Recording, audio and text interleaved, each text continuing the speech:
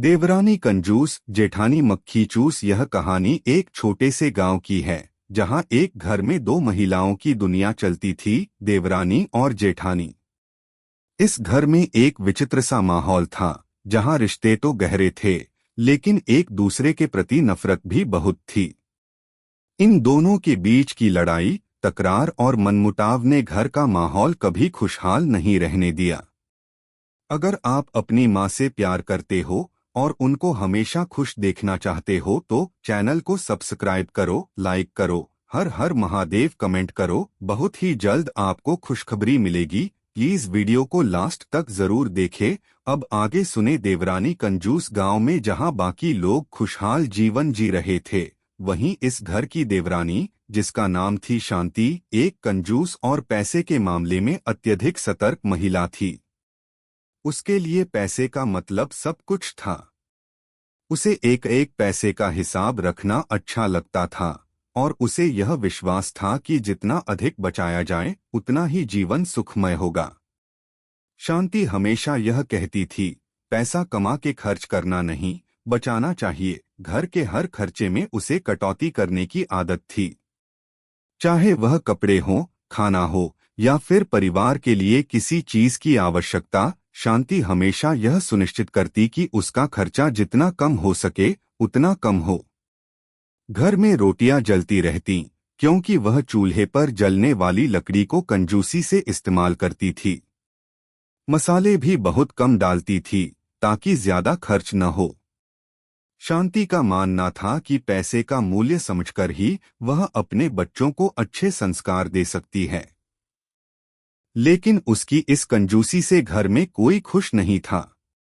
जेठानी मक्खी चूस। अब बात करते हैं शांति की जेठानी, जो थी रमा। रमा का नाम पूरे गांव में एक मक्खी चूस के रूप में प्रसिद्ध था। उसका व्यवहार और आदतें ऐसी थीं कि लोग हमेशा कहते थे, रमा को मक्खी चूस औरत के नाम से जानो। रमा को हर छोटी सी छोटी चीज पर टोका-टाकी करना, दूसरों से मुफ्त में चीजें लेना और छोटी बातों पर चिढ़ जाना बहुत अच्छा लगता था। रमा का प्रिय काम था किसी भी चीज में कमियां निकालना और फिर उसमें से किसी न किसी रूप में अपना फायदा निकालना। चाहे वह घर का खाना हो या फिर बाजार से लाए गए कपड़े, रमा हमेशा यह देखती कि क्या वह किसी चीज में कमी निकाल सकती है। तुमने ये क्या पकाया है? ये तो बिल्कुल भी स्वादिष्ट नहीं है। मैं तो कह रही थी तुम कुछ और बनाओ। रमा अक्सर शांति से इस तरह बात करती, लेकिन शांति भी उसके सामने कभी नहीं झुकती थी। दोनों के बीच हमेशा तकरार बनी रहती थी। घर का माहौल, इस घर में न केवल शांति और रमा के बीच तनाव था, बल्कि परिवार के बाकी सदस्य भी उनके बीच के विवादों से परेशान रहते थे। शांति और रमा के बीच की अदृश्य दीवार उनके बच्चों और पति के लिए एक खतरनाक मानसिक स्थिति बना देती थी। लेकिन किसी को भी इस स्थिति का हल नहीं मिल रहा था।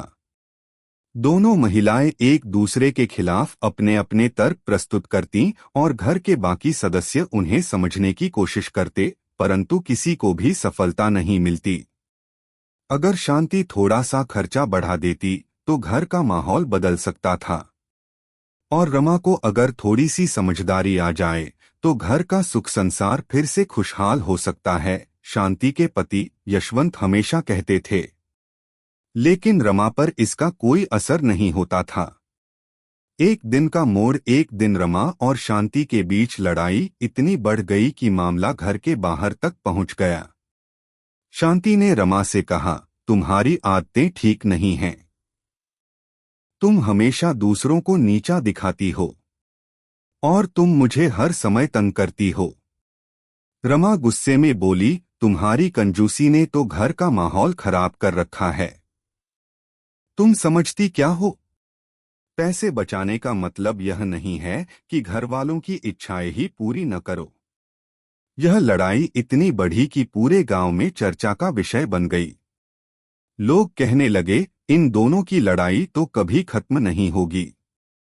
घर में बदलाव। गांव में एक दिन एक बड़ी बूढ़ी महिला आई जो गांव में बहुत सम्मानित थीं। उनका नाम था दुर्गा देवी।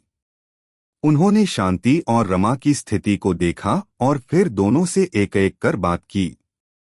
शांति से उन्होंने कहा, तुम अपनी कंजूसी की आदत से बाहर निकलो। तुम जितना कम खर्च करती हो उतना ही घर का वातावरण बोझिल हो जाता है।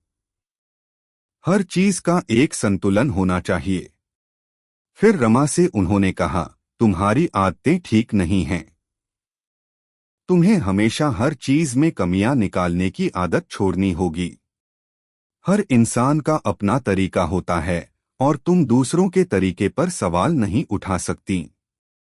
दुर्गा देवी की बातों ने शांति और रमा दोनों को झकझोर दिया। दोनों महिलाओं ने एक दूसरे से माफी मांगी और एक नई शुरुआत करने का संकल्प लिया। घर में खुशी का आना समय के साथ शांति और रमा दोनों ने अपनी आदतें बदलनी शुरू की। शांति ने यह समझा कि पैसे बचाना जरूरी है, लेकिन परिवार के खुश रहने के लिए कुछ खर्च करना भी जरूरी है। रमा ने भी यह महसूस किया कि हमेशा दूसरों को नीचा दिखाना और कमियां निकालना सही नहीं है। उन दोनों के रिश्ते में धीरे धीरे बदलाव आया। घर का माहौल अब पहले जैसा नहीं रहा। एक दूसरे के साथ काम करने और एक दूसरे को समझने की कोशिश करने से उनके रिश्ते में सुधार हुआ।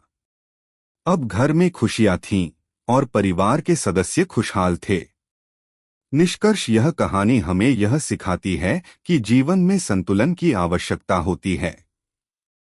कभी कभी कंजूसी और अधिकता दोनों ही रिश्तों को नुकसान पहुंचा सकते हैं। शांति और रमा की तरह हमें भी अपने रिश्तों में समझदारी, प्यार और समझ का संतुलन बनाए रखना चाहिए। यही जीवन की असली खुशी है। कैसी लगी आपको कहानी? प्लीज कमेंट करो, लाइक करो, सब्सक्राइब करो। धन्यवाद।